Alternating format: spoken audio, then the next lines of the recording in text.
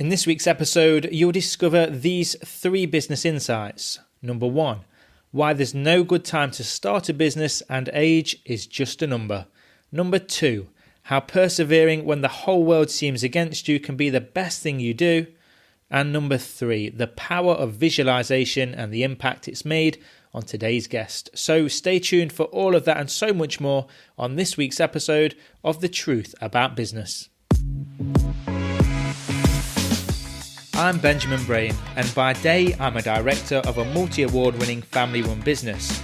And by night, I interview successful business owners to share their journeys, experiences and truths to serve as inspiration, motivation and first-hand education for like-minded entrepreneurs and wantrepreneurs to fast-track our own business success. This is the truth about business, told by those who have been there, done that and have the scars to prove it. From the good times to the bad, the marketing strategies and sales tactics to the productivity hacks and success habits. I'm here to give you the de-sugar-coated version of what it's really like and what really works. If you're thinking of starting a business or are already in business, I created this for you. So let's get started. In today's interview, I talk business with Francesca Tricarico. After realising that it's never too late to start, Fran went back to college and graduated as a qualified accounting technician at the age of 29 after working several jobs and having 2 children. Whilst working at a successful accountancy firm, Fran could no longer contain her passion for helping others and her desire to do things differently. And so she left the comfort of a regular paycheck to start her own accountancy firm along with her business partner, Future Cloud Accounting. So since launching the business back in April, Future Cloud is growing from strength to strength, now looking for their 5th member of the team to join their adventure and having just recently moved into their new headquarters. Many of you might already know of Fran from her increasingly popular #TheJourneyIsReal videos on LinkedIn, where she's been sharing her own journey from day one through a daily warts and all series of vlogs. So to find out more about Fran and the Future Cloud journey, connect with her on LinkedIn. Tricarico is spelt Tricarico. So get ready for another brilliant interview with an inspirational entrepreneur who is here to show us all that if you really want something bad enough, there is nothing that can stop you. You know, success leaves footprints. So let's take a walk with a passionate and enthusiastic accountancy trailblazer, Francesca Tricarico. Fran, welcome to The Truth About Business. Thank you for taking some time out to share your experiences with myself and the listeners today.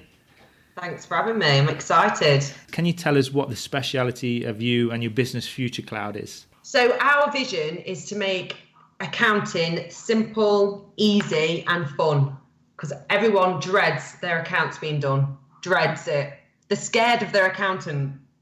So my vision has always been, I just want to make it nice, simple and easy. And I think everybody's got a general understanding of what accounting is about. But for the businesses that do get it right, what sort of benefits should they expect to see from having a good accountant looking after them? I just think it's the communication. You can't put things off. If the client's going off track on something, we're very direct to get it right.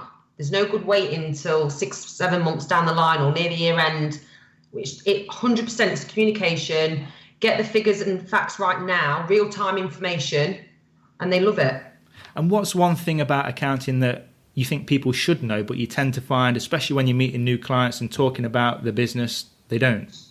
They don't ever know what the corporation tax amount is. They don't know because it's not real-time information. It's not really up to date. If they're sole traders, they're scrambling around for the receipts. They've lost receipts.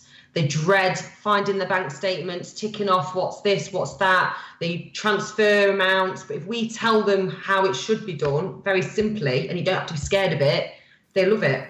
Can you tell us the story of a client that you've been working with where they've seen a big difference in the results? Yeah, well, obviously, we've only been going 8 months, and we found a very large construction client, and he was having to print off bank statements for his previous accountant, scrambling around for receipts, manually writing things up. Their sales invoices was done separately to a spreadsheet they were doing, and they was doing things, and he had no time. He was very stressed. He wanted to work on his business, but he was doing the stuff that he's not very good at. Let's be honest, you don't want to do that. So we put in an app that you can take photos of his invoices. He's got a new Xero we use. So we can do sales invoicing from one system. We do his bank reconciliation, and it's all a click of buttons. He can see his profit and loss. His employees have timesheets through the payroll, and they've got apps on their phone for expenses. It's amazing. And you can get different apps that integrate. Do you tend to find, particularly with the smaller businesses, that this scrambling at the end of the year, they think this is the way it is? It's the same for everybody. Yes, they think that's the way it is. That's the way, and that's why they dread the accountant, because then one bill comes in, whereas we're a very monthly fee, so it's all paid for at the year end, and we communicate that fee straight away. We don't go, oh yeah, we'll just send you a bill at the end. It's all right, because then they get this big bill, and then they feel like actually they've got a bill for corporation tax and then a bill from the accountant. We are the devil with HMRC. That's how I look at it. What do you think some of the reasons people are, or what do you think are some of the reasons that people don't go out there and look for a good accountant to take after the finance side of the business? I do think some do look for a good accountant. It's not even about being a good accountant either. Every accountant should work the same. I think you need to find a like-minded person. Not everyone's going to want to work with Future Cloud. I get that, and that hurts. That's going to hurt because they don't trust us yet. But people that met me right at the beginning are coming back round again now, which I love. So you've got to find that person you can communicate with, be very honest and open, have that clear conversation. And if you can do that and open up, you're onto a winner anyway. And there's loads of good people out there. So I suppose, everybody has this sort of stuffy image of a typical traditional accountant. But what you're saying is it's like looking for a new member of staff. You have to find somebody that has the same values match, and that can really make a difference. Yeah, 100%. And that's what me and Charlotte, all our clients are friends, and they will be. You're forced friends with us. We'd rather that. Yeah, and for anybody out there who may be in a similar position to some of the smaller businesses that you've talked about that are scrambling around at the end of the year to get their receipts and everything together, or it might be some other part of accounting, can you leave us with one tip or trick that can help us to improve our finances or our accounting side of things that we can go away and action? I think it's just communicating with their client accountant they've got now. Is there a simpler way so I don't lose any receipts? And they might say, oh, we've got that app. Receipt Bank, for example, you could use that. Receipt Bank? Uh-huh. Okay. Yeah. What does that do? That takes you photos of all your receipts. And then it's stored in the cloud, and then you can throw your receipt in the bin. So we know that Future Cloud, you're accountants, you're a little bit different to the typical view of accountants. We know what your speciality is and how you can help businesses. Now I'd like to find out a little bit more about the journey to launching Future Cloud. Yeah. So can you give us a bit of your story of how you got to that point of launching and a summary of your career before then? Basically, I had children quite young, actually. So I was 21 when I had my firstborn. And I was working. So then I had my son 3 years later, and I was working in a dental practice on reception. And I remember sitting there, and it was boring. And I thought, is this all I'm good for? Because I've had kids, I felt like I wanted more, but I didn't know how to do it because I had kids young. I was very bright at school. I was a keen learner, and I always looked up to people with businesses. I remember doing it back then, but I think it was the confidence in me that held me back. So when I was at the dental practice, I remember sitting, looking out the window, thinking, I'm just playing on Facebook and this is boring. What we're doing, I know I'm bright. And I saw other business owners, and I thought, I can do that. I wouldn't do it like that. I used to play in my head how I would treat others as well. Like there were some bosses that were quite mean. And I just think, God, how do you get staff being like that? So I remember thinking this way.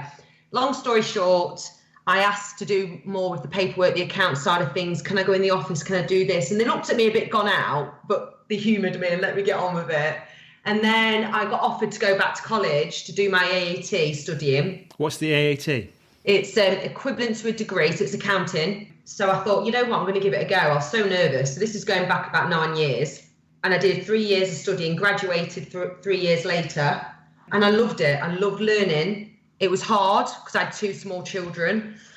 And what I was also doing was saving for a house. So I learned how to budget. I know it sounds bizarre, but to me, I stopped drinking coffees, going out drinking coffees. I stopped going out drinking with my friends. I didn't want to do that lifestyle anymore because my head was studying. studying, saving.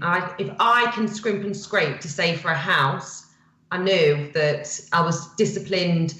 And I just think that people used to say to me, oh, you can't even afford a coffee. And I was like, no, I don't want to, because I knew where my goal was. I wanted a house by the time I was 30. And I got it by the time I was 29 because I was so focused. So at this time then, you were in employment, you were also studying at uni, you had 2 young children. How did you manage all of that? You just make time, weekends. I had a routine, same thing every day near enough, did it. And then I got my dream job at Duncan and Topless. I tried twice to get my foot in the door. And a mutual friend worked there, or a friend of a friend worked there. And I said, please just get me in there. Let me speak to them. Because my CV wouldn't have looked amazing. It wouldn't have done. Just let them meet me and I know I can get a job. So long story short, met the director, had a chat, had a bit of a laugh with him, even though he was a bit strict and the typical accountant. And I got my job there in 2013 and I was just finished graduation. So it all tied in, as well as bought my house in 2014, January, that went through. It was the hardest year of my life, but I won't change it for the world now, obviously, because then I didn't know why I was doing it. Why did I swim? Why didn't I just go out drinking with the girls? Why, but now, God, that's why this has come good, because I was so disciplined. Even in the way I lifestyle, gym, the way I ate, all disciplined, makes a difference. Yeah, and I'm sure we'll get on to talking a bit more about discipline later on. So what were you hired to do at Duncan and Topless then, and how did that lead to launching Future Cloud?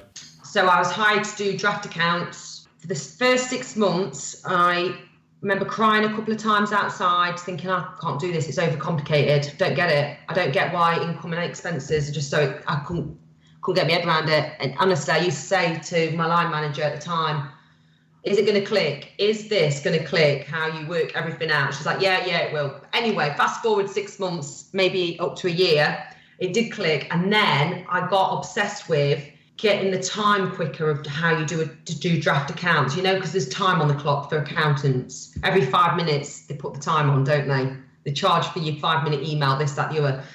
So I was very much on, hang on a minute. So if they're spending 3 days on their job, probably twiddling their thumbs halfway, for most of it, I like to see the recovery on it. I was obsessed with that. And it was so long-winded, the way they did things. And the communication from them to the client can be difficult, especially for small businesses, because they were very good with the bigger businesses. But you know what? I'm so glad I got the job there. They're amazing people. I do things very differently, but that's probably because I'm a bit of a rebel. And I learned so much about what I wanted to do moving on. And when did you decide, or was there a trigger moment when you realised at the accountancy that you needed to now go off into the world and set up on your own? I've always visioned having my own team of some sort, doing it my way, but never really believed it would come true. But it was always there at the back of my mind. So I found Xero, the cloud accounting, and I loved it. And no one else was really bothered about it there. I was like, there was other offices that were using it and whatnot, but knew it where I was. It was a little bit like, oh no, I don't know if I like it because it's so different. But I was like, this is amazing. You could do it on your mobile. And I loved it. And it took me, I put my head down with it for about 2.5 years. And then, I don't know if I should mention this bit about my son, but my son had an illness at the time. Well, he had cancer, basically. And and I thought that was it. My career would be over because obviously caring for my child. But he's amazing. He's fine now. Oh, it's 6 months. To hear. Yeah, he's honestly, it was Hodgkin's lymphoma, so it was a high cure rate. And I still learned Xero at home while I was going to hospital, back forth. I still went to the office because he was fine. We just kept him upbeat, But I do remember sitting there thinking, that's it, my career's over, because I was asking to go in the payroll department. I wanted to learn P11Ds. I wanted to do everything because I want to learn everything now. I'm very impatient like that. But you know what? We got through it. I still managed to go to work. He still went to school. 6 months later, got the all clear. So this was 2016. And you can still get through things. Even if you've got setbacks, you've just got to change your mindset quick. There's no point dwelling. It's happened. You've just got to get through it. And what was the chain of events that led to the launch of Future Cloud? So 2017, 2018, I was still working as if I would be there. I used to treat Duncan Topless like my own anyway. I was networking a lot. And I used to just think, I'd like to do it, but it's the confidence. You have to believe in it that much. And I think my belief in it was always there. And I literally just thought I'm going to do it. And that was obviously the beginning of this year. But I met Charlotte, my business partner, through networking. So she comes from the same firm, but a different office. And we met up a few times and we both love Xero. And we just said, I just literally said, should we do it together? We're very opposite. She's more technical than I am, but I'm very good at things and meeting people, and was like, yeah, let's do it. And she loves all the app and technical stuff, forecasting, management reports. She loves all that. And what was the sort of time scale from making that decision with your business partner to actually launching the business? Did you have to work 2 weeks, a month's notice, or how did that transpire? I had to work a month's notice. So I left end of Feb, and she was going to join me, if need be, officially end of summer. By April, we started our company 1st of April. So by 3 weeks after I left, I said, I need you. And then she left her job. Okay. So did you start day one with clients already in the bag, or did you start from zero? She brought over a couple that she already had, because she was working in industry. She wasn't working she left Duncan and Topless 4 years before. I had one client very interested right at the beginning, and that was it. So did you show any entrepreneurial traits from your younger years, maybe from your teens or before, that would give any signs that you would become a business owner later on in life? I asked a lot of questions, and it's definitely your self-belief that held me back. You look at others and they overcomplicate it. They make it seem like this big thing, or a lot of people act like they're bigger than what they are. So it scares people. This is why I've done The Journey is Real on my LinkedIn. Just to be honest about it, and it could all I thought this is all going to fall through, but I'll do a video and go, this has not worked, guys. Charlotte's left the building, and I'm. But I was about to say, can I swear? You can if you want. Yeah. Shit happens. Yeah. Anything can change, but I believe in it that much. I visioned an office by Christmas. I visioned staff by Christmas. Laughing in my head thinking, as if, but it's happening. It really is. It's in your mind. Is there any family history of business owners? Are you the first to go out there and start up on your own, or is there anybody else that you can think of that may have inspired you as you've grown up? Okay, so inspiring. So my dad was he had restaurants basically, but he did not inspire me. He only inspired me in the fact that how to do your finance function correctly, if I'm honest. Okay. He didn't. I don't see my dad now. Right. So this is quite an honest talk. It is, yeah. I learned a lot from him what not to do. So, and that used to make me think, why can't businesses do it properly and have a fantastic, profitable business? And I'm going to prove you can. So when did you realise that you had a passion for the accounting side of things? Because it's not normally seen as that sort of glitzy environment and, I've got a passion for helping people. I like watching businesses grow, and I used to question it a lot of Duncan and Topless. I wanted to get involved in every single business, and you can't. So that's what it's more about, helping others and getting it right. And if I can't do it, I'll find someone that can, and work with the same like-minded person to work together on it. We've mentioned a couple of minutes ago that your business partner brought along a couple of clients and you had somebody that was interested from quite early on. Before getting to that point, how did you know that there was a market for this type of accountancy that you wanted to create? I thought it's a no-brainer. I just knew it because I knew that I would talk to them and nurture them.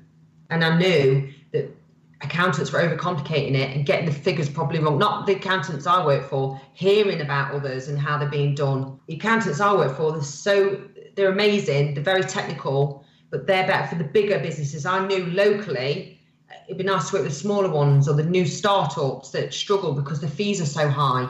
Yeah, and that leads on to the next question nicely, really, which is, you're still in the early-ish days. You've been in operation now for about 8 to 9 months.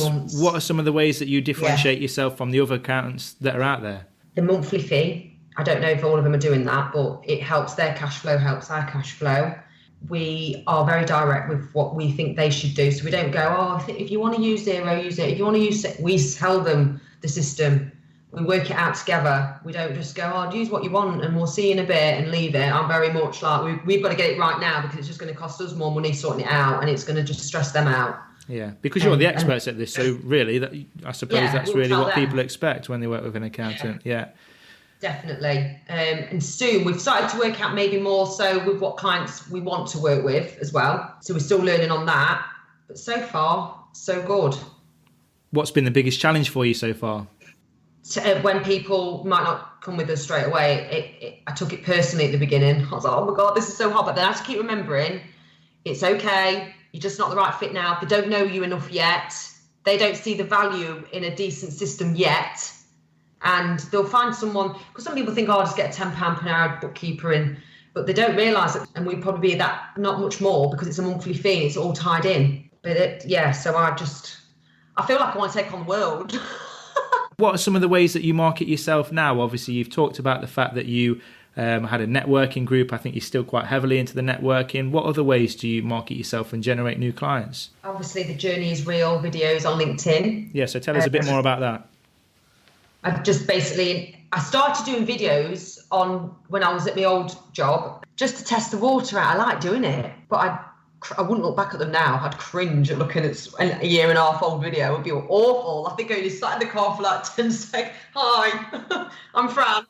Can you remember how you felt before posting that first video? Shaking. Hated it. Because people are so concerned about what others think. It's the biggest factor that puts anybody off, and I don't care anymore. I have a moment where I think, oh, but then I think, it's all right. Not everyone's going to like you. And that got me through it. I love doing it. And those Journey is Real videos, you talk about some of the challenges and the tribulations and the stuff that we talk about on this podcast, giving people a real sort of insider perspective on what it's like to start and grow and maintain a successful business. Have you found that's actually been a good lead generation tool for you as well? So you're not just sharing your own experiences, but it's actually bringing in business as well. Yeah, definitely bringing in business. Yeah, the construction company that I was on about, that we put a new system in for them, that's where they found us, really. Met someone else today that found me just because someone commented on the video saying it's a really great video. They then saw it and got in touch. Yeah, it definitely works because I'm being real. I think that's the way forward on things. And supposedly with accountants, they're seen as a bit secretive and quiet, aren't they? And a bit out of the way. That's an interesting conversation that I was having with Rob on the previous podcast. He started his journey. He was quite young with his business partner, and especially when he went networking, they were quite conscious of the fact that they'd be seen as young and new to the market and try to cover up their tattoos and things like that. But actually, when they showed people who they really were, that's when they started building a connection. And particularly with yourself, I don't think you are what people would conceive to be a typical accountant. And by being yourself, that in itself is a differentiation from everybody else, which is obviously working well for you. Obviously, I'm not your typical, but I want to bring a different spin on it. We're not just your year-end figures. We want to help in different ways if we can. Obviously, we can't run the business for you, but I can give loads of tips to people, and I think they like that. But they've got to do it. Some people like to hear it and do nothing about it, and that's fine. So you started off with yourself and your business partner. I think you've grown quite quickly. Yeah. How many employees have you got on board now? So how big is the team in total? There's two more. So there's 4 of us. So Louise starts next week. My sister's joined. So she starts officially 4 days next week in our office that we're getting the keys on Friday. What was the point that you realised you needed to bring your first employee on? After month 3, but Charlotte's like, no, because to Charlotte, it's like, well, that's your expense to someone else, not us. And I'm like, trust me, because you want to do app advisory, you don't do that stuff. We need someone to do that stuff. And then I'll get more people. And she was like nodding, and it took a while, but then she was like, yeah, we need someone else. And then we need someone else now. I'm already going to be looking. I'm going to do a video again. I want someone to do a video to join our business. What are some of the skill sets or attributes or beliefs, or what are the type of people that you look for when you're bringing on board new people to future Louise had amazing experience, but our next newbie, I'd like to be able to come out networking with me, maybe. We'll help nurture them, grow them. I want them to feel like they can look up to us, talk to us. Yeah, just someone that's chatty, but obviously has done the work, the grafters. And like helping people and talking to people, that would be amazing. Now, we've mentioned the name of the business a few times already, which is Future Cloud. How did you come up with that? So Future Cloud, we were sat and was thinking what we're going to call our business. And I said, was you trying to use our initials? So Future for Fran, Cloud for Charlotte. and we used our company colours. So my favourite colour is green, Charlotte's is purple. So every time we go to an event now, I wear green and Charlotte wears purple. Yes, you are obviously well onto the branding scene as well, because in all of your videos, we were talking about this before, you're always wearing clothing that has the Future Cloud logo on. So yeah, there we go. Yeah. And obviously that's a conscious decision to actually get the brand out there and start building some real brand awareness throughout the business community, whether you're networking or whether you're on videos. Is that something that you found has paid dividends as well? Is it something that people talk about when they meet you? So everyone knows, because I always post where I'm going. I talk about it. I haven't done as much networking because it's been really busy. But at the beginning, I tried to go everywhere. When I was tired, it was hard work. You just chat to people. If you say you're going somewhere, go. Try not to put things off. I very rarely cancelled any meetings with bank managers, IFAs. I still went and met them. I didn't have time, but you make time. You find ways around it, and that makes a difference because they see that you're committing. Which parts of the business do you enjoy? Sitting in coffee shops and drinking and meeting new people. That's the big joke, right? On Instagram, I've done it for years, though, about how much I love coffee.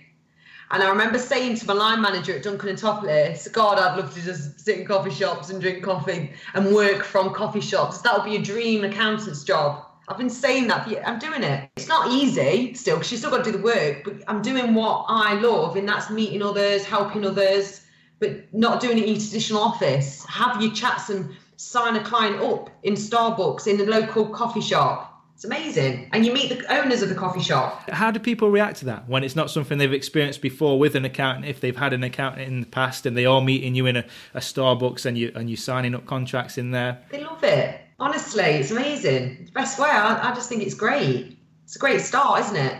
Which parts of the business do you not enjoy? If you could pick maybe 2 or 3 things that you prefer to delegate or don't like getting stuck into, what would it be? I struggle with the admin type things. Charlotte laughs at me. You've got to do sometimes the boring jobs. And I've done the boring jobs for years. Maybe all the inputting as well, because I like seeing the figures at the end so I can help guide where the most tax efficient way, where they can cut down on their expenses. Have you thought about this? Have you thought about that? I love doing that because there's not many, but it's having time to do that. That's why we have to have a team and keep growing it so we don't slack anywhere, which we're bound to make a mistake at some point. It happens, but the customer service bit, if you just be honest, that's fine. Don't kind of hide from it. Just go, oh, Lord, I messed up a little bit there. Bear with us and we'll sort it out. Ever so sorry or whatever. I would do that. I'm good at that.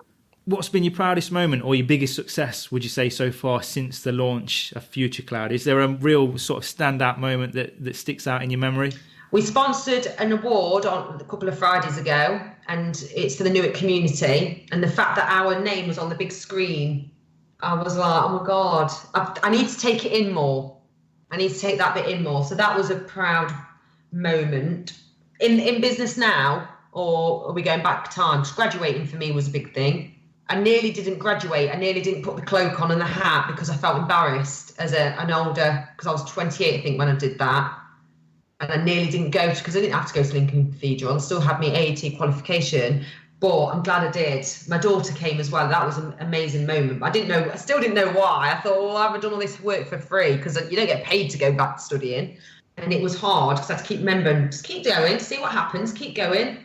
You're enjoying it. Don't worry about it. You're learning more. It's good for you. And now look.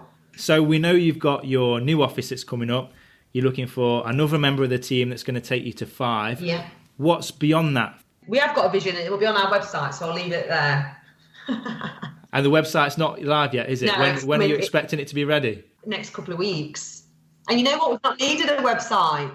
A website complements a good one. I'd say invest in a good website. Doesn't have to look complicated.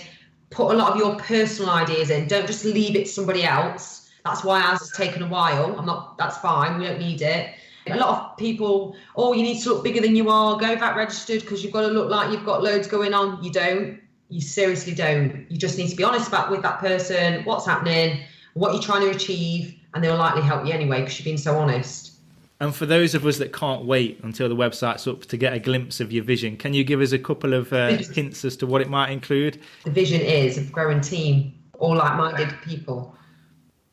Yes, you've mentioned visualization and vision quite a few times throughout the interview so far. Tell us some of the things that you have visualized that have come to fruition and how it feels when you have that vision and eventually you see it happening in real life. It's weird. It's like buying my house. The vision was there, and I even envisioned opening the front door. I don't know, it just subconsciously, if you've got what you want, you're slowly working towards that. Even if you're not knowing you're doing it, you are. So me going to college is showing that I was working towards a skill of some sort, taking zero home, learning it at home, reading up on stuff. I didn't ask so many questions at Duncan Toppers. I like to read up myself. I read mindfulness books. I just wanted to read about it. I felt like a geek. I'm not going to lie. I thought, wait, my God, people don't get what I'm doing. And you do lose friendships along the way because they don't get you anymore. It was always there within me. I just wasn't allowing it to happen because I felt like you had to be this stigma of being a certain way, at times. So I read books, follow people that inspire you, and that brings the vision on. When you are creating these visualizations, is it just a thought and a vision that you have in your head, or do you write it down somewhere? Do you have a vision board? How do you keep it I've got a vision board only because I went to a networking thing. Can you see it? Okay, so you've got a nice big house on there, a fighter plane on there. Tell us what that's about. You hoping to become a fighter pilot? Start flying. Oh, okay, flying. Yeah, business flying. Yeah. Cruises, all about you. Strong woman. Why not try something different? It's more about giving things a go, and if it doesn't go right, you learn from it, and you learn more and more and more. It doesn't matter. You're scared of failing. Where do you keep your vision board? It's on the desk. And do you find it helps? Do you look at it, and does it give you that bit of extra fire and motivation? Actually, soul and spirit. Yeah, I think vision boards are amazing. You'll do one now, won't you? I'm going to, yeah. Did that at a networking event, Wire, for women in business in Newark, and I remember thinking, oh God, all you have to do is open magazines, whatever stands out to you, cut it, and that's what happened. Going to networking events. So the one I run is a social. I hate the word networking. It puts people off. Again, it's linked to informal accountants, informal networking, and it's just about people coming together, having a drink and doing a quiz. And I always try and get a speaker there that's inspiring because people need that. Even if it's geeky, they need it. When does it happen and where is it? So it's only once a quarter. So it's not a time scale where you have to go every week or every month. This one's free because I think the value in what you get doesn't have to be costly. If you finish work at 5:30, you've got an hour, you can get there for 6:30. It starts at 6:30 to 7 it starts. Yeah, just meet like-minded people. So last quarter, 70 people came. I'm hoping about the same come along, but I've not been putting as much effort into marketing it, but it does it itself now because I've been doing it 3 years. Again, when I started it, it was like, why am I doing it? I wanted to connect others. I was desperate to. I don't even know why, but I just love that bit. I didn't get anything out of it on the day. I was stressed out, but I still felt satisfied at the end of it. Once it was all over and I could breathe, something kept going. Yeah, and obviously you enjoy that. You obviously have a real connection or passion for meeting new people and building new relationships. Have you found that from not only organising these networking events, but being a part of them, that's also helped to generate business as well? Yeah, I think it has. I don't think anyone said, oh, I've seen you at the NYP socials, that's why. But it's meeting people and referrals. Because they know me, they'll know I'll look after them. And who have you got lined up for your next event, speaking? So Lindsay Capp. I don't know if you know her. No, tell us a bit about Lindsay. So she does a lot of business coaching, which I think is amazing. I believe in all that. I think if you don't like yourself, you cannot build a business at all because you'll doubt yourself a lot and get yourself in a tiz, basically. So business coaching is an investment and I like what she does. I got recommended. I didn't think she'd say yes, but I think because she knows I'm on the same wavelength as her, people are coming to talk there. They're not saying, oh, how much, we're paying. They're not getting anything money-wise, but they're just sharing their passion and finding the right people. It's like Luke Staton. Don't know if you know Luke Staton. Only from your own LinkedIn posts, I think I've seen him mentioned a couple of times. He's amazing. He came to one of the talks. I love people coming up, even if they're... Peter Watson's come before and he's got Distract and he's like an entrepreneurial, he's done loads of different things and I love him just sharing his journey. Is it open to anybody? Anybody can turn up on the night? Yeah, even if you haven't even got a job. This is the thing. new to the area, haven't got a job, feel a bit lost, need new friends, come along. Don't have to go up and say, I work here and I do this. None of that. It's not about where you work. It's about connections. So we know about your business aspirations. You've got big goals, big ambitions, big ideas on the vision board. What about yourself? Have you got any personal ambitions that you're trying to realise? Is there a particular... Oh, do you want to hear this? Okay. I'm bracing myself for something big. Well, it's not. Right, so I started the business in April, and in Feb or March, one of my potential new clients questioned me on doing like an event with him called Tough Mudder. Right, I said, oh, it's not heights or water or anything. It's like, no, it's mud and obstacles. I went, yeah, I'll do that then. It's for charity. I thought, bloody hell, I best up my game with my gym and stuff. Anyway, looked into it. Long story short, he signed me up, paid for it from like as a birthday present, like as a joke, and saw that there was a lot of deep water and a lot of heights. So what I did was I can't swim. So I've been having swimming lessons. So I learned to swim. I think I started in March, ready for May. So I could do like the Arctic enema, the one that chucks you in ice water. So I did it, but I missed out. I missed out on 2 because you had to be a strong swimmer and I'd only just started. But I was going underwater on stuff. It was the scariest thing I've ever done. Physically, I was fine. It was easy because it was 10 miles as well of running. But I did it. I achieved it. I was so scared to do it, but I did it. Have you ever done anything like that before? No, I would never have done. And I had hypnotherapy as well. For this event? Yeah. How did that work out? Yeah, really good. I had it for a month. I thought it was a lot of money, but I thought it was investment. People have thought, oh, no, I'd rather go out drinking than do that. But I wanted to achieve something, to say I've done it, because Tough Mudder has been known for the scariest, hardest thing ever. It's actually all right. When you break it down, it's not too bad. The hypnotherapy, was that with regards to the fear of water then? Was that to cure your water and heart? Yeah, because I had an accident as a kid that put the fear of God in me. Right, so we know about your speciality, Future Cloud, accounting. We know about your journey and some of the trials and tribulations that you've been through to launch the business. Now I'd like to find out a little bit about you, the entrepreneur / businesswoman. We know quite a lot already. What does a typical day in the life of Fran look like? Can you give us a bit of a summary of what happens? I'll tell you this morning, that today, so I got up at 6 a.m. My alarm went off. And then I had because I put notifications on my phone. So my first one was de-ice car. So I ran out in my pajamas, turned my engine on because I have to be at the gym for 6:30 from my boot camp. So I left at 6:15. I just get up, don't brush my hair, get my teeth brushed, get out the door.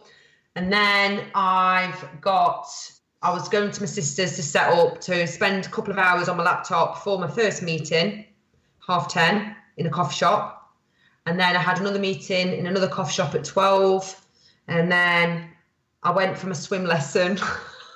I feel so embarrassed saying it, like a child.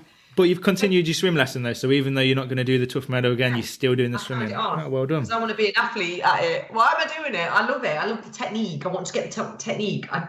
I'm nervous every time I go, but I come out like really happy that I've done it. Yeah. It's a bit of a ball ache, I'm not going to lie, but I'm doing it. Then I've come home and I've had to do a quote, get a bit stressed over it because it's scary doing quotes because you question it. Oh, is it too much, too little? But I think, no, your investment, your value. So sent that. And then a few phone calls, sorting the kids out, washed and dried my hair for you. Thank you. And then I'm doing this at 6 o'clock. Yeah, so it sounds like you have quite varied days. Are there any particular routines that you try to follow to most days? You've talked about getting up at 6 o'clock, going to the gym. Are they regular things that you like to keep in the diary? Gym, I always put in the diary 5 times a week because you need, as a business owner, my advice is get a hobby. It doesn't have to be the gym. Although when you get stronger, you feel like you can take on the world. Honestly, it's weird. Or a hobby. Or go for a walk with a friend. I tend to do that as well to break up my day, or do it in the evenings. I'm actually going for a power walk after this. I'm tired.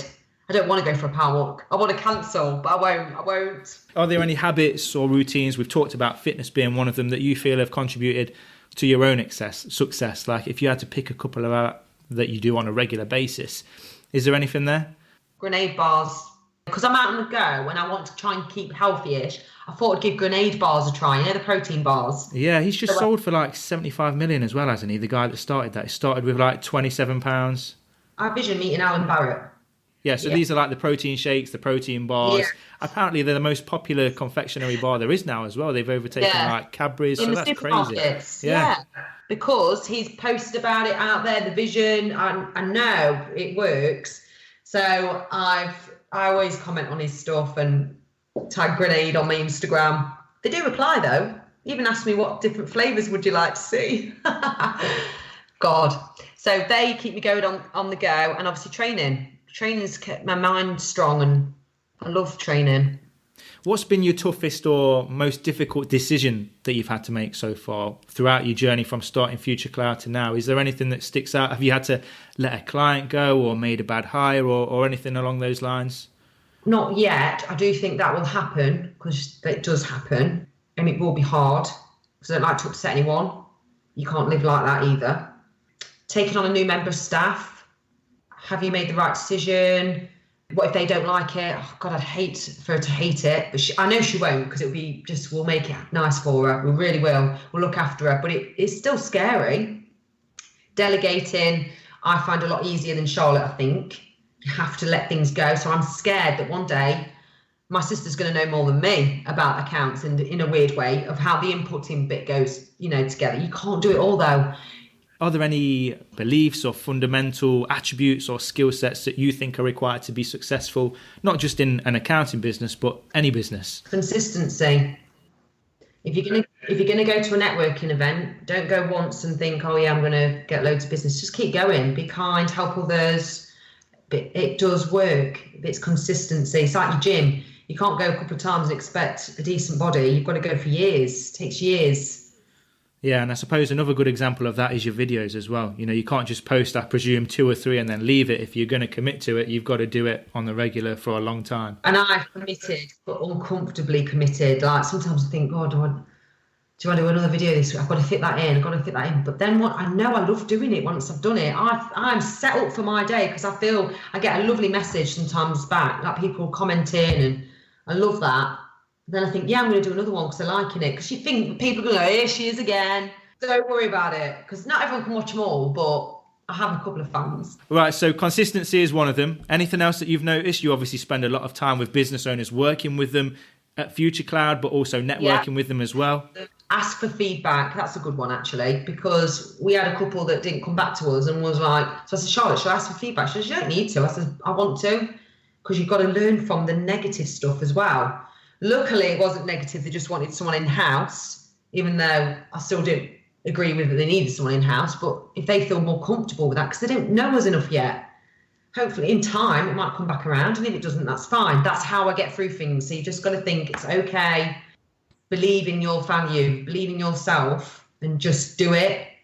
If you've got it wrong, don't matter. It's gone. It's done. Don't overthink stuff, because that's what I was in right at the beginning, overthinking. Now, I haven't got as much time to, but I just don't. I stop the bad gremlins.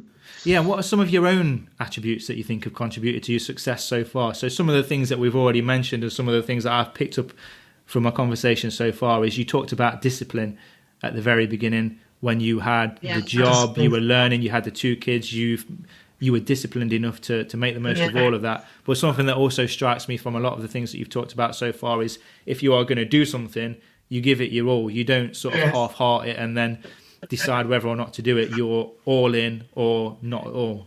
Yeah, I am like that. I don't know where it's come from, to be honest, because so many times, it's like if I go out and say, I haven't got time for a hangover, and that's okay. You don't have to drink to have fun. That's fine, because I ain't got time to have a hangover. You just got to believe that's okay. People can make you feel really bad about it. Or, oh, here she go. What are you eating that for? What are you doing that for? Just ignore that and stick to what you want, because it will help you to get to where you want to be. Are there any other attributes that you've identified you weren't necessarily one of your strengths and you've made a conscious decision to improve on? But I am a bit of a whirlwind. So Charlotte, the thing with me and Charlotte, I've always said to her, I want you to communicate with me. And she has had to say, Fran, slow down. But she is like more over worries in different ways to me. So I'm like, oh yeah, we can do that, put that together and do that. But I'm not the one that's doing it. It's easy for me to say it, but people do get a bit like, yeah, because I want everyone to believe they can do anything they put mind to. And it's true. It's true. I'd say yes to something and work it out. But another thing that put people off is competition. And it has been scary because there's loads of competition in every business. Every business you think of, there's competition, but you've just got to ignore that. Either help them, the competition, which is bizarrely weird, but I can't help but not, or just don't look at them and follow your path, and that's it. And don't, just keep going, just keep believing. There's enough work out there for everyone. So helping other businesses, how has that worked for you? Is that something where you find people reciprocate in the favour? Don't know. So again, it's only been 8 months, but if we've had some work in, but we haven't got the staff yet, and I've passed it on to another accountant. One of them being in Milton Keynes, because if we can't do the work, or there's specialist areas that Charlotte wasn't strong on, I'd pass it on. Rather than going, no, we can't do it, can't be arsed with you, I go, we can't do it. And I spent a Friday night looking for someone that can, because I felt so bad we couldn't do it.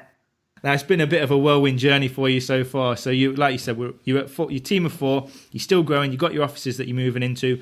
What do you think that business owners who are about to embark on the same journey should know about being a business owner, but don't necessarily before they launch? It's going to be difficult. You will lose sleep and you'll question yourself a lot. Maybe invest in yourself as well as the business. In what ways? So a hobby, a new hobby, maybe get in a business coach, life coach, someone to help guide them, go to networking things with the like-minded people, ask more questions, talk to people. Don't be afraid to ask for help. Don't think you can take on the world and you're amazing day one and you're the best business going. Don't be arrogant about it. Just ask for help, guide. You could still make a good business anyway, probably. I don't know. But I think the way it's helped for us is sharing a bit more and asking for help. And so when you do have those moments of where you're questioning yourself and there's that bit of imposter syndrome that starts to creep in, how do you deal with it? How do you move on? I would do it talking to myself, but like in my mindset, just think, no, you're all right, you're good, because we are good. We look after people want to hit, we're direct. So just keep doing that. Chatting to Charlotte, I've just said, Charlotte, don't worry about losing. They've not heard from them, it's fine, but I want to know why. What are some of the benefits that you found of being a business owner? I can manage my own diary. That's amazing. Going to the gym in the day, but I'll work at night instead. You've got control. I love that. More control, make decisions. You feel good. I like looking after others. What are some of the downsides that you've seen then of being a business owner that you perhaps weren't prepared for before? Got no money. All the money is tied up in the business. It's going to be reinvested. What are some of the sacrifices you've had to make to get here? You've talked about, or you've already alluded to, losing friends, not going out drinking. What are some of the other sacrifices that you've had to make to get Future Cloud to the point that it's at now? Not spend as much time with the kids. It's almost like, but mine are older now. But you have to sacrifice that, and that's hard. But I'm doing it for them. So there might be people out there think she's a shit mum because she's out about working. They don't know the half. And I've got really good kids because I communicate what I'm doing all the time with them and say, why mummy's doing this. I've visioned, taking them away to Mexico or Dominican Republic, just somewhere further afield. Because I've done Butlins, caravans, £10 sun deals. I know it's coming. I know I can. I will get there. What's the best advice you've ever received and who was it from? Best advice I've received is just being told, just do it, keep doing it. You need to go around people that are going to encourage you in that way, not the ones that go, oh, but what about your monthly salary? Oh, God. You want to be around people that believe in you because they know what you're like. They knew I was going to smash it because of the way I was. So that's, you're going to get people go, oh. And if you've got it in your gut, still do it anyway and see what happens then. Right, so we've talked about the best advice you've received. Now, if you could visit 21-year-old Fran and give her one piece of advice to prepare her, or better prepare her for the coming years, what would it be? Age is just a number. I wanted to be married by the time I'm 25. Then I increased it to 30. Then I increased, and then it's not increasing because you panic about they should be successful at 25 because all them lads or men are out, spending loads of money, got flash cars. Half it's fake anyway, but don't worry about age. You can start a business at 50 because you've got all that groundwork behind you, and it'd be success in a year. You can, any age, 55, 60, 40. And if you'd heard that advice from your older self when you were 21, what difference do you think that would have made? I think up until I went back I'd have gone back studying a bit sooner, maybe. But I think it worked out well because I had the kids young. I beat myself up for a while, like thinking, I'm never going to do anything. It's, So I think I was 26 when I went back studying, or 25. So I spent a lot of time beating myself up on age and catching up, and like 30 seems so like old. But hang on a minute, no, it's not. You learn the 30s are your best years, and then life begins at 40, they say, don't they? Then 50, what happens then? Do you read, Fran? I haven't read for a little bit, but I do read. I try and read. If you could recommend one business book to the listeners, something that you've really enjoyed listening to or taking something from, what would it be? Chimp Paradox. There was another one called The Mindset, I think, that I read. And there's another one that someone's told me to get, Traction. So I need to read that one. But again, it's making time. I'm not going to say I ain't got time, because you make time. But I need to read. I don't need to. I'd like to read something else. So it might be Traction.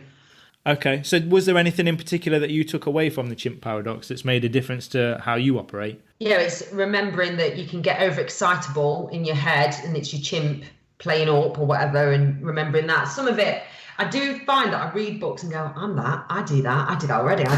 Woo, woo, woo. I'm on it. So it gears me up in that respect. And then I'll read it and go, oh, I like that.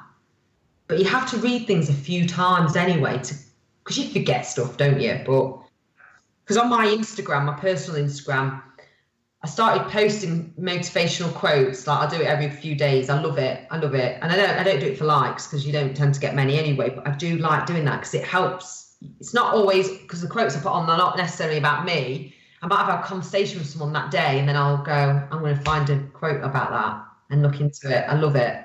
So if you had to write a book about your own journey in business so far, it's been 8 months, but it's been an exciting 8 months. What would you call it? # the journey is real. Nice. From my LinkedIn. Is there anybody out there that in particular that you look up to? Any sort of business celebrities or local business people or entrepreneurs that have inspired you? Gary V, I like him. Okay. He's great. Some people love him, some people hate him. What do you like about him? Just so says it how it is. I used to hold back and think it all in here, and now people used to laugh at me because I was more direct than others. And so I will say it how it is in a nice way. I'm not rude, but I'm allowing myself to say it more out loud on video, I suppose. And a lot wouldn't do that. And it is uncomfortable at times, but I still like helping. So to help others, you've got to tell them what you're doing. If you could recommend one resource, be it an app, a book, a software, what would it be? Well, obviously, if you're going to use social media that everyone does anyway, follow the right people. I like looking at celebrities with the pretty dresses on and how stunning they look, but it doesn't inspire me. If you want to do that and get inspiration in a fashion sense, fine. Or I love watching the odd fitness like people in the gym. What are they training? I like looking at things like that. So you're using social media anyway. Look at the right kind of things that's going to help you. Don't waste your time. Don't watch TV. I hardly watch TV. I have a guilty pleasure, Love Island. And it's just easy watching. Towie, okay, I watch them, or a film the odd time, but they don't inspire me. I haven't got time. Sounds really geeky, doesn't it? Well, no, absolutely. I think, like you say, if you are going to spend time looking at social media, do it so it's actually helping you to get to where you want to be. So definitely, it's a good outlook to have. Definitely, yeah. Use it to your advantage. So we've just got a couple more questions left, Fran, before we get to the end of the interview. Yeah. The first one being, if you could summarise everything that you've learned on this business journey so far and everything we've talked about in the interview into 3 points for somebody who is sat in front of you today that's about to start in business, what would those 3 points be? Adapt. So if something doesn't go to plan, adapt, it's fine. Work around it, keep doing it anyway. I remember doing an event and people had pulled out, a women's event. I wanted to help others again. Yeah, I'll do it. Stressed myself out. Some people pulled out, but we adapted and it still worked fine. And even if 2 people turned up, you're still committed to it. So stick to that. Don't overthink your quoting. Believe in your value. Yeah, believe you're worth it. So if you're selling products, believe in that product. Don't lower the product because they've done it up the road cheaper. Stick to what your value is. Okay, so we've got adapt, we've got believe in the value of your product or service. Yeah. What would be your last one? Still network, still help others, even if you're busy. Still go to one or two, be in touch. Don't think, oh, I've got my 100 clients now. I'm done. Oh, this is easy. I love it. All right, some great insights there. And my last question, Fran, before we wrap up for this evening, if people want to find out more about Fran, if we want to find out more about Future Cloud, where can we find you online? So Facebook, Future Cloud, Instagram, so just search Future Cloud, LinkedIn, me personally, I'm on there. Website will be going live. Say hi on LinkedIn, that's probably the best way. And again, all those links will be included in the show notes at benjaminbrain.co.uk. So Fran, it's been an amazing hour or so that we've been talking business with you. So thank you for taking the time out to join us this evening. Thanks for having me. Pleasure. I hope you've enjoyed it. And to the listeners, thank you for joining us on this week's episode of The Truth About Business. Look forward to catching up with you next week. One final thing before you go. If you enjoyed this interview and want to make sure you don't miss out on the next episode with another real-life business champion, make sure you subscribe via iTunes, Spotify, your favourite podcast app, or by visiting my blog at benjaminbrain.co.uk and hitting subscribe. At the blog, you'll also find the show notes to this episode, which includes all the relevant links to the website, social media channels, contact details, and anything else that was discussed in the episode. Just type in the name of the guest, and that will bring that right up for you. And finally, I'm always on the search for great business owners who would be happy to spare just a couple of hours of the time to share their business experience with our audience. So if you know of anyone that would make a great guest, or you'd like to feature yourself, just let me know. Send an email to hello@benjaminbrain.co.uk and I'll reply personally as soon as possible.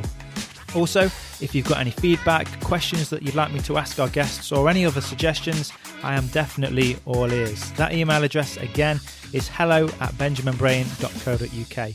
So that's it for this episode. I just want to thank you sincerely for listening. I hope you enjoyed it. Stay hungry, stay fearless, get out there and make it happen.